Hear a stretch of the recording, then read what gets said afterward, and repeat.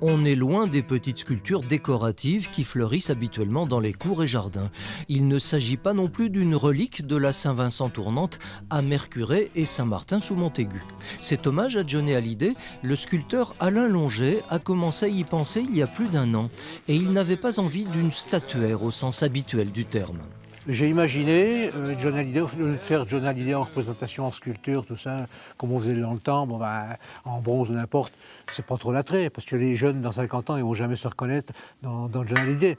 Tandis qu'en faisant des instruments, les jeunes, ils vont se reconnaître dans les instruments, dans la musique, dans tout. Donc c'est un hommage à Johnny, à tous les musiciens de la planète. La guitare, c'est universel, la musique, c'est universel. Les musiciens, ils n'ont pas vraiment de sculpture à eux, les musiciens.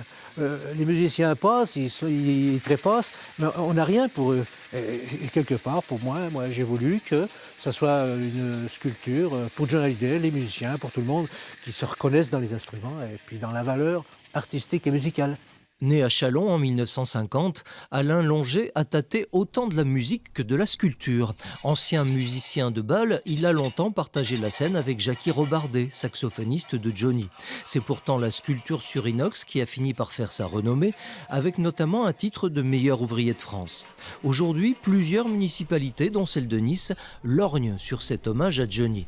Et en attendant que les polémiques sur l'héritage s'apaisent, l'artiste peut toujours rôder son œuvre en poussant la chansonnette. Toute la musique que j'aime, elle vient de là, elle vient du blues.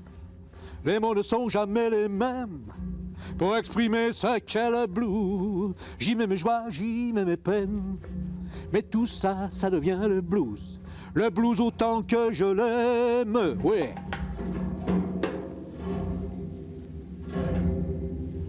Yeah.